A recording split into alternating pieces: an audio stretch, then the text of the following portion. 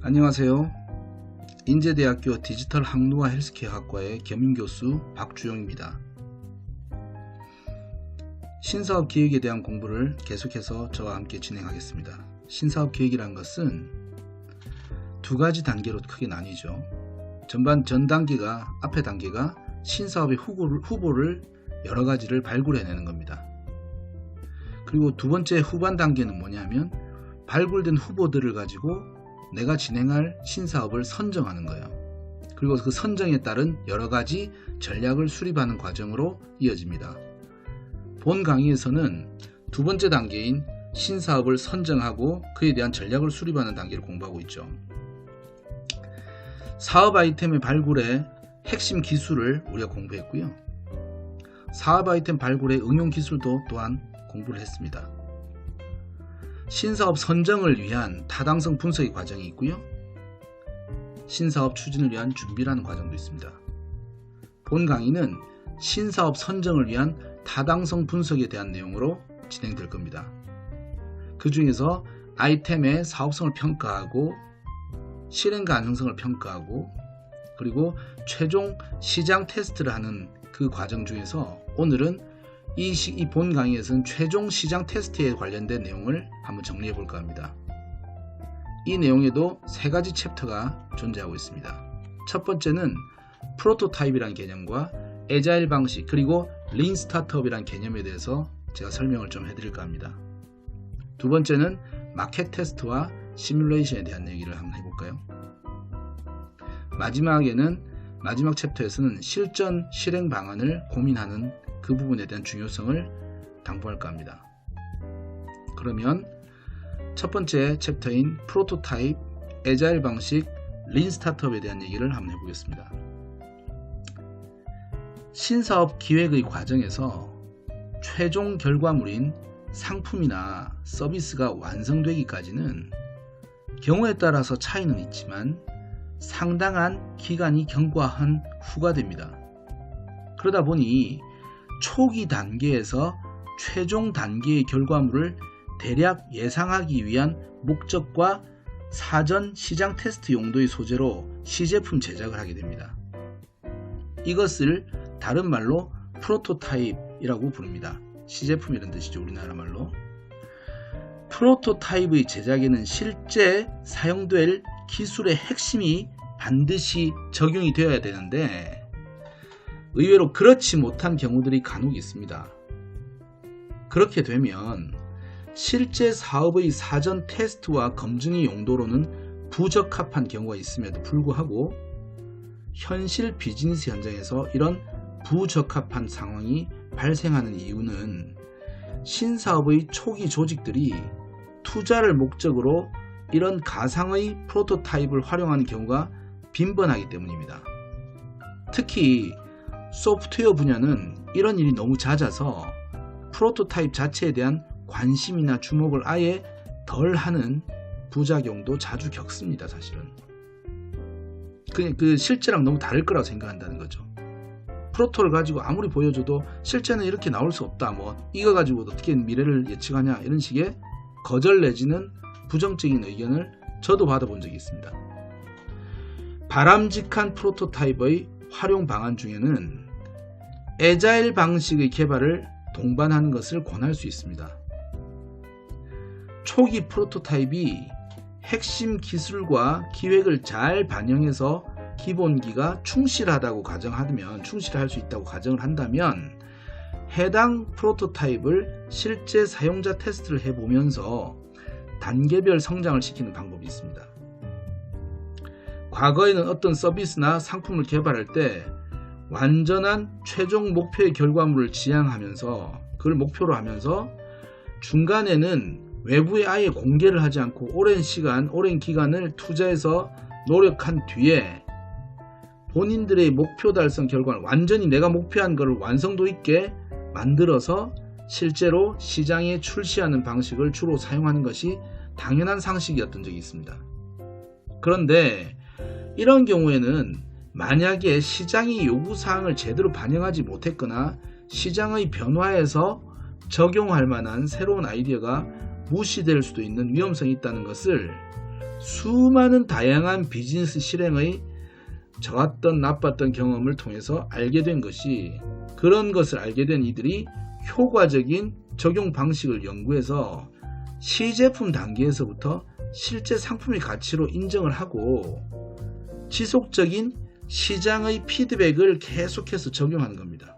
그래서 계속해서 변화되고 발전하는 상품이나 서비스를 내도록 하는 이런 방식의 변화와 성장을 시도하게 된 겁니다.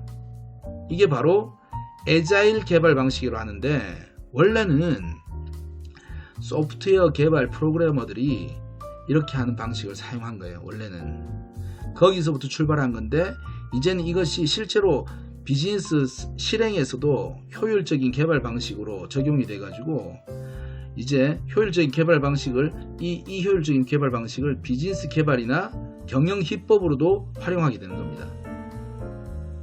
또 다른 관련된 표현으로는 이런 식의 신규 비즈니스를 운영하는 방식을 사용하는 초기 기업들을 린 스타트업이라고 합니다. 계속해서 계속 시도하고 계속 변화하고 초기에 완전히 완성되지 않은 형태로 계속해서 발전해 가기 위한, 계속해서 시장의 반응과 여러가지 피드백을 주고받으면서 자기들이 성장하게 만든다는 거죠. 이런 모든 일련의 수단들이 왜 필요할 것 같습니까? 새로운 사업이 실제로 시장에 적용될 상황에서 최대한 현실 시장과의 사전 소통을 하기 위한 겁니다. 시장은 살아있고 우리의 사업 기획과 준비도 시시각각 변화무쌍한 현실 속에 있기 때문에 이런 것이 바로 필요한 것입니다. 두 번째, 마켓 테스트와 시뮬레이션에 대해서 말씀드릴게요.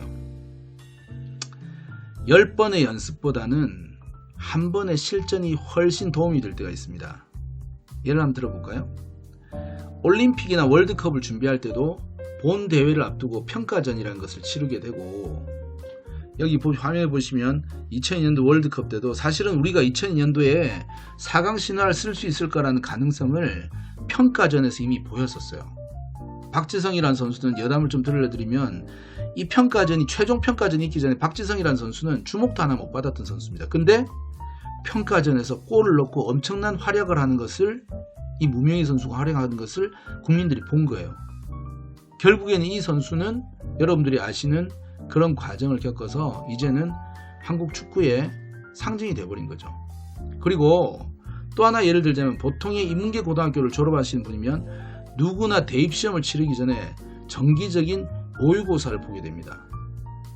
이건 뭡니까? 내가 과연 정말 본 시험에서 얼마나 시험 점수를 받게 될지 사실은 거의 안 틀어지고 비슷한 레인지 안에서 결과가 나오죠.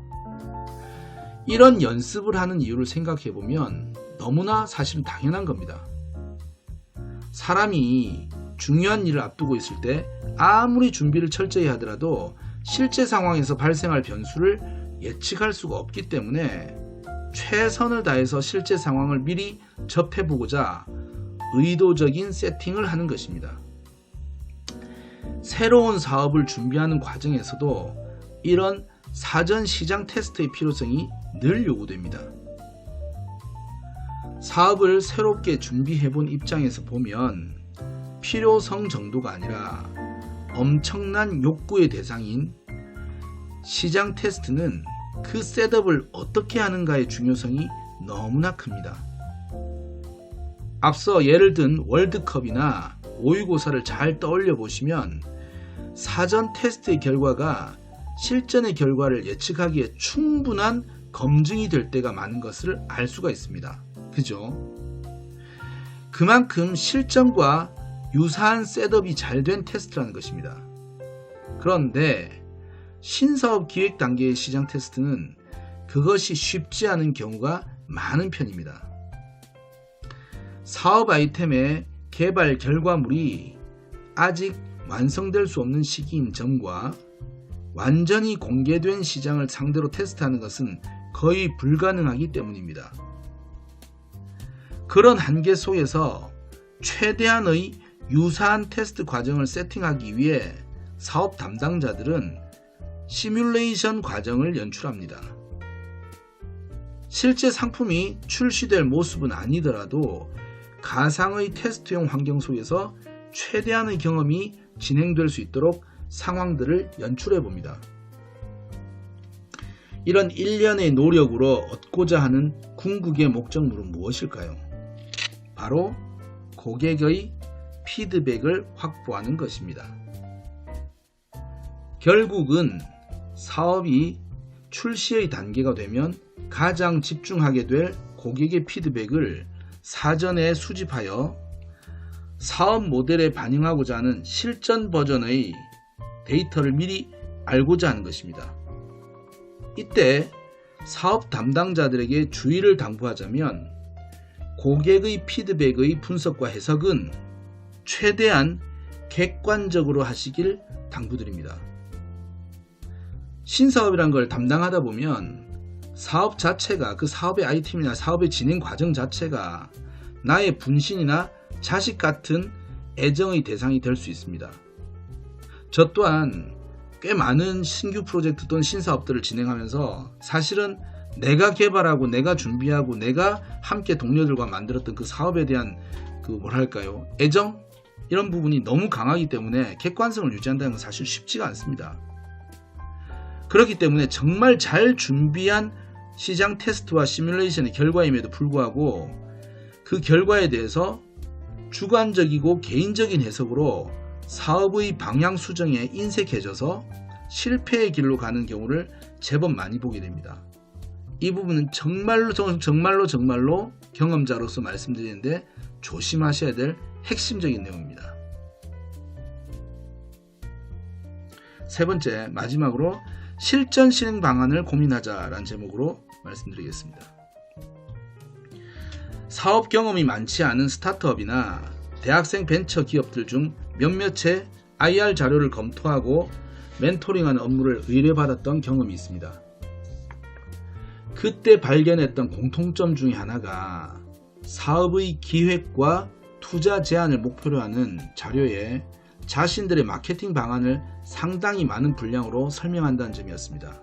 화면에 보이는 이 사진은 제가 모 대학교에 재학생과 졸업생들이 함께 합쳐서 벤처를 만들었는데 그들의 벤처 기업에 대한 비전을 제가 듣고서 제가 자문을 해주는 장면이에요. 사실은 이때 제가 너무 신랄하게 이분들을 평가해줬던 것에 대해서 아직도 조금 죄송스러운 마음은 있습니다만 그들을 위하는 마음으로 했다는 점, 이 영상을 통해서 보실 수는 없을지 모르겠지만 제가 일단 말씀드립니다. 어쨌든 꼭 그런 것은 아니지만 일반적인 경우에 IR 자료는 마케팅의 디테일한 방안이 첨부될 필요가 없는 문서입니다. IR 자료는 거기에 마케팅 내용 막 적고 이런 게 아니란 말이에요.